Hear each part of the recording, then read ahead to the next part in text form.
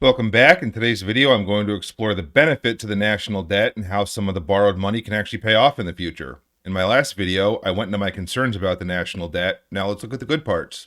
I think there are a few different places we can look, but I'd like to start with ChatGPT using the search feature. So I'm going to click search to make sure it searches the web and finds actual references for what it's claiming. Here's the prompt I'm giving it. What are some long-term benefits of spending the federal government has done using the national debt that would pay off more than was spent, either financially or on societal impact? Cite specific laws and spending programs and their goals. If possible, cite specific outcomes.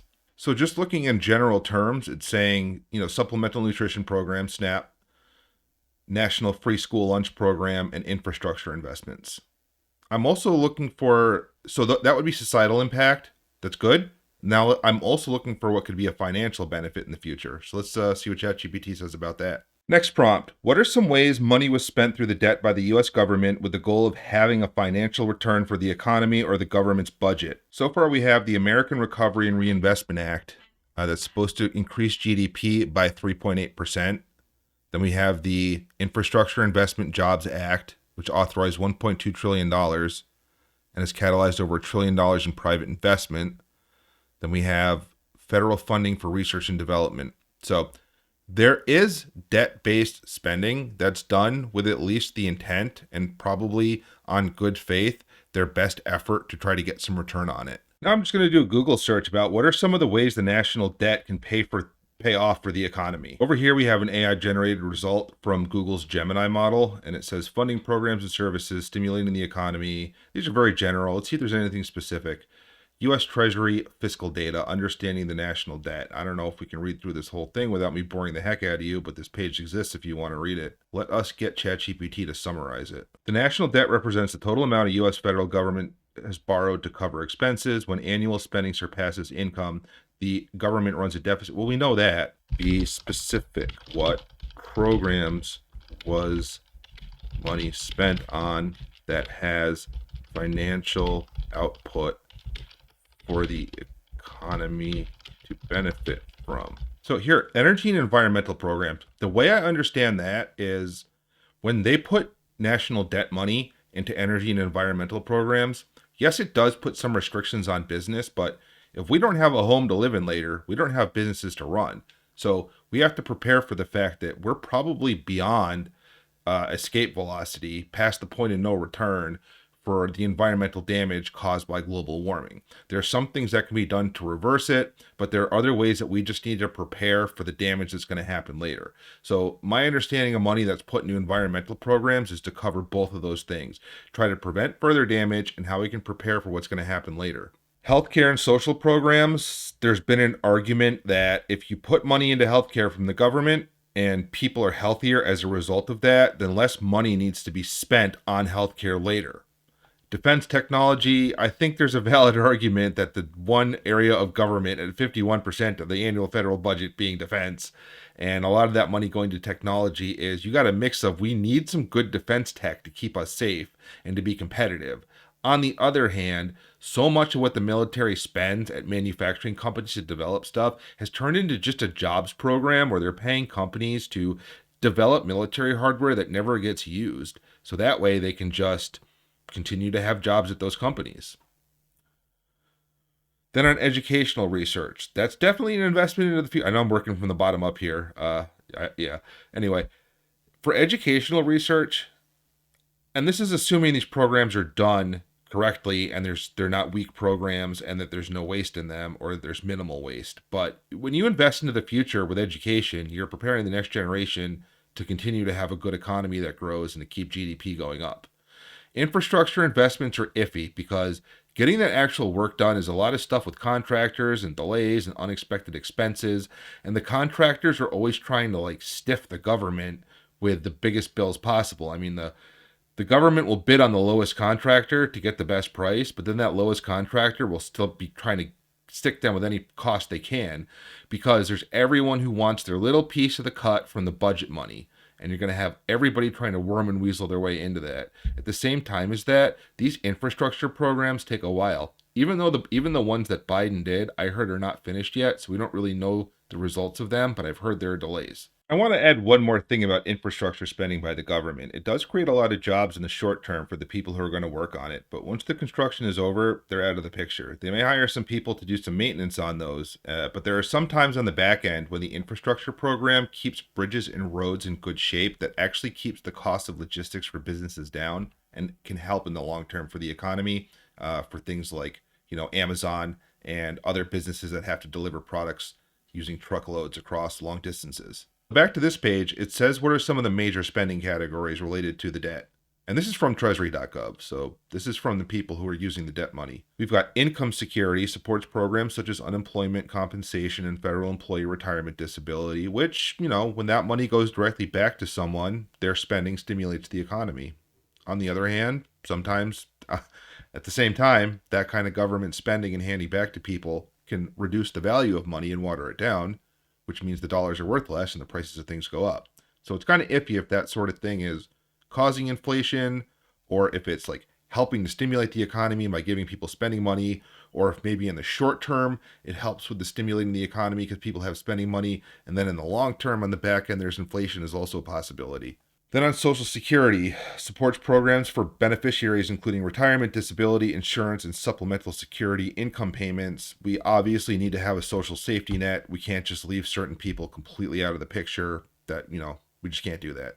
On healthcare, support spending for programs related to healthcare services. That's the kind of thing where I'm in favor of, but we need to make sure that the spending is done the right way. Sometimes in these overbloated budgets, I worry that you pass a bill that's $500 billion, $900 billion, $1 trillion, that what could end up happening is the fact that you spent so much money and so many people want a piece of that pie, even if the thing is done with a good intent and overall serves a good purpose, you can still get vulnerabilities in the spending part that would allow for just accidents where money's wasted and you didn't realize it, or people who want to try to worm their way into a bigger cut of the pie and trying to scam their way in. Those kinds of things happen all the time, even on bills that are with good intentions, and spending laws that do good things still can have some holes in them. National defense, I think, is a whole other conversation about how are they 51% of the budget and not being wasteful? Like, how is that much money going to it? And they've failed budget audits over and over again.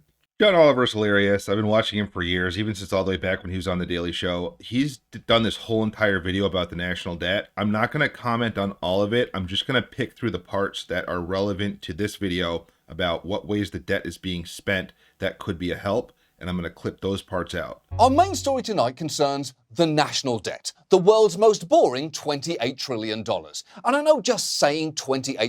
Okay, so where we're at now, the debt is 36 trillion and continuously losing 2 to 3 trillion a year and adding to that debt, just so we know where we stand right now. Here in New York, we even have a debt clock. The clock was put up in 1989 by Helena Durst's grandfather. Durst likes to recite a poem by her grandfather. Borrow, borrow, borrow.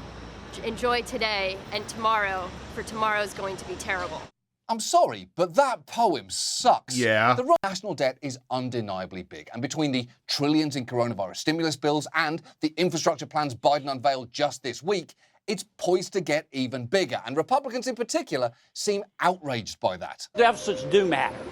How long do you think your family would last if every month you spent more and more on the credit card and made the minimum payment? Not long. Look, I know that all sounds pretty scary, but for what it's worth, the national debt is nothing like a credit card. For a start, we don't have 28 trillion airline miles, nor do we get letters in the mail every day saying we're pre-approved for a brand new national debt. If they did have all those airline miles, where would they go, Mars? For decades in political ads, the debt has been portrayed as a burden that we're placing on future generations, basically making that argument that we are running up their credit. That's what I'm trying to find out. So all the stuff I said in the last video and what I'm doing here is out of concern. I'm not like, the debt is automatically bad just because it's debt. I mean, any bank that borrows money or any institution that borrows money does so with a bunch of formulas and calculations to make sure that it's actually manageable. So debt is one thing, the debt being managed properly is another. That Pledge of Allegiance ad talked about how much we owe the Chinese government. That is something you hear a lot. But for the record, the majority of government debt is actually owned by American investors. For example, Here's something I'm not sure about. So I heard that other countries' governments are not allowed to buy treasury bills that we would owe them money on the debt. and that it has to be going to private businesses or individuals and any foreign investors who have purchased national debt.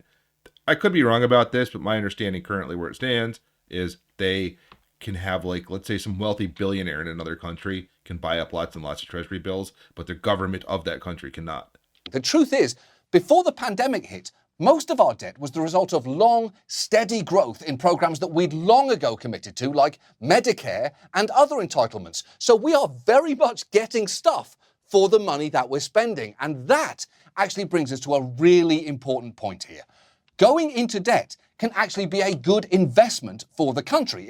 This is exactly what I'm trying to find out, because it's just a lot of money, and there could be all kinds of good and bad mixed into that. And in the decision making and law passing of how that money gets spent, there were so many different interests involved influencing that. Essentially, as economists will tell you, the key question is, are you spending money on the right things? Which is what I kind of want to find out. And it's just really hard for some regular person like me. I'm not like some sociologist. I'm not an economist. I'm not a government expert. I'm just a regular person. We all have our things we're curious about or interested in related to government and law and policy and political opinions. And one thing that's always kind of stood out to me is, how does the government manage their money? With the understanding that the way a government manages their money is going to be different by nature than a business, nonprofit organization, or a person. We need to think of the debt. Are you creating money for real economic activity? If you're doing it just to give somebody money, then yeah, you got a problem. This wonderful new idea, I just need the money to build my factory. Nobody says, oh, that's horrible, you just increased the money supply. Because we all go, yeah, but there's a factory there. It's a real thing. Right. Taking on debt to build a factory that creates jobs and increases economic output is probably a smart investment. I'm fine with that as long as it actually works in practice after being implemented. It doesn't just work in theory, which I'm not saying it does or doesn't. I don't know. Especially if it's one that makes this actual pillowcase depicting a nude Nicolas Cage lounging in a banana peel. Want it? Not really. I'm just kidding. But I would probably buy it and give it to someone as a prank. The point is, Republicans love to argue that government should be run like a business, but tend to conveniently forget there's some extremely valuable Okay, well, businesses take on debt all the time for the sake of their growth as long as they manage it the right way. companies got that way in part because they had long periods where they spent a shitload more than they took in. And it is worth taking a moment to look at the history of the debate over the national debt. Take Ronald Reagan. He spent years complaining that deficits were a sign that the federal government had simply lost its way. I think the answer to curing inflation is a balanced budget. Now, how do you do that?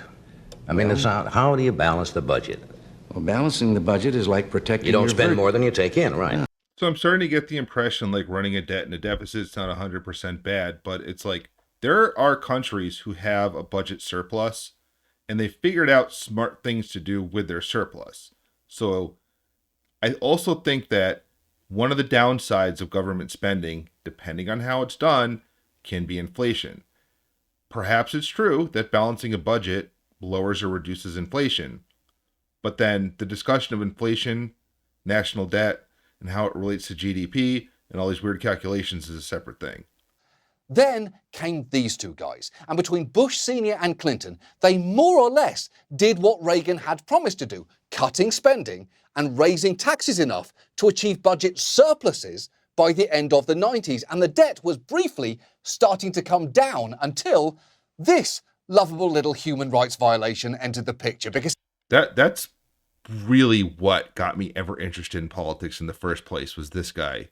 Between the tax cuts and the wars and the debts and the deficits, the lack of infrastructure spending, the ignoring social issues. I mean, I was just like, what? Were we starting World War III now or something? he immediately signed a massive tax cut and launched an expensive war on terror, and then signed a second round of tax cuts, all of which made our national debt explode. But Republicans, strangely, didn't seem to give a shit. They didn't, but I will say this. With the Democrats, during the time Bush was president, spending a lot of money, Democrats were the ones saying, hey, we need to rein in the spending, this is crazy. But once Obama got elected and spent a lot of money, those same Democrats did not say, hey, Obama's spending too much money. Then it was the Republicans saying it. Democrats or Republicans only have a problem with the spending when the opposite party does it, when I blame both parties for 25 years worth of debts and deficits.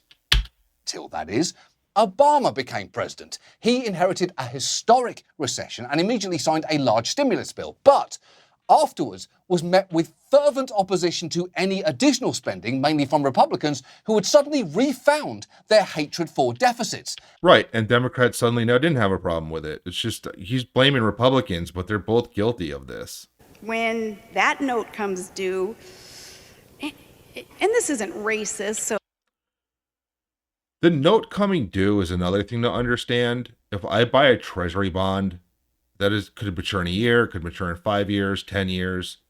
The money only comes due when the bonds mature. So all that national debt money is not due at once. It's due in phases when portions of it come due. we are going to be beholden to a foreign master. See, I'm not buying into these arguments that sound way over the top. Like, regardless of what I believe in politically, when I hear some argument that is just way over the top like that, even if it supports something I believe in, I'm just not there with that kind of rhetoric. Mick Mulvaney, Trump's former chief of staff, said, "The worst thing in the whole world is deficits. When Barack Obama was the president, then Donald Trump became president, and we're a lot less interested as a party." And that is just flat out admitting the whole game. Yep. But how much debt is too much?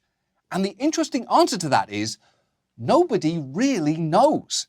For many years, we thought that the best way to measure debt was to compare it to the gross domestic product, basically measuring how much in total the country owes versus how much it produces each year. And the economic consensus was that debt exceeding GDP, or even getting close to it, was a hard red line that could not be crossed without risking a financial crisis. Greece spent so much that by last year they owed more money than their entire economy produced. No wonder they're in trouble. We won't reach that level of debt until, well, oops, pretty soon. We're on a clear track to a Greek-type crisis. Different countries have defaulted on their debts, and different outcomes happen each time. And let's just say rioting is only one of the possible outcomes. Something fascinating happened around last June. Largely because of increased borrowing resulting from the first round of COVID stimulus, our national debt actually surpassed the size of our GDP. You know, kinda like Greece. Despite adding $4 trillion to the debt last year, interest payments on that debt actually declined. And that isn't even a one-off. As our debt has risen in recent years, interest rates have fallen to historic lows. So, what is the reason for that? Well, I don't know. This is now going to start getting into the area where my concern is. I'm not just railing against the debt. There are certain unknowns about it that are worrying. Economists really have no fucking idea. In fact, the Congressional Budget Office has now said that the debt to GDP ratio has no set tipping point where a financial crisis is imminent. So This is what I'm worried about with the continuous spending and going into debt. The GDP being higher than the debt is not some locked in, set, etched in stone barrier. That's more of a guideline. Remember, there was a government shutdown when we defaulted on the debt, and that was way back when the debt was half as much as it is now, and the debt was still less than GDP. So even when the debt is under GDP, bad things can still happen. So, taken together, all of this has... Oh, and then if the debt goes over GDP, you're in this unknown danger zone. You don't know when it's going to break. And if it does break, you don't know what's going to happen at that point either. It's made many economists start changing the way that they think about debt, thinking that, very basically, so long as our economy grows at a rate greater than the interest that we're paying on our debt, we can come out ahead. In kind of the same way that you would come out ahead if you borrowed money at 2% interest and then invested it somewhere and got 5% returns. All of that I agree with, but we just don't know how much is too much, and there's no way to calculate that. So do we just keep going $2 to $3 trillion adding to the debt every year, or what? But the larger point is, this whole field is in a bit of flux right now. Some economists believe that we should not get too complacent, that a debt crisis is still on the horizon, just not at the tipping point that we'd previously thought. Another, more radical argument is that the government can in fact create all the money it needs to pay for stuff as long as it doesn't generate inflation. The point is, there is a good faith debate to be had over how to handle our national debt over the long term. What is the value of what we are getting for it in return? And there are certainly If that argument stands true forever endlessly, then fine. Run up 50 trillion. Run up $100 trillion in debt. Go to 150 trillion. Okay. Dumb fiscal decisions that we could make, like tax cuts for the rich. We've tried that multiple times now, and if they were the magic key to eliminating our debt long term, we probably would. I don't think that was the argument. I think the tax cut for the wealthy was not an argument about lowering the debt. It was an argument about lowering inflation and also making sure that there's money flowing through the economy. Not that I believe or agree that that works. I'm just saying that was the argument. There are smart financial decisions that more than justify going into debt, like spending on social programs, infrastructure, or on an individual level, this Nicolas Cage pillow. I say they should just appropriate like $500 billion to the Nicolas Cage pillows, and they could probably get all of us one. Many experts are less concerned about us spending too much than spending too little. And if it turns out that inflation or interest rates do start to rise, we should absolutely start cutting deficits, although not by cutting. Okay, so as long as the interest rates don't rise, that's like the one solid indicator that we just keep borrowing more money. I mean, I don't know. Government programs that people need, but through taxing people who can afford it. Look, that's a whole other debate. That can work. Maybe not. There's complications. Let's say that can work, but there are some barriers or obstacles in the way of that.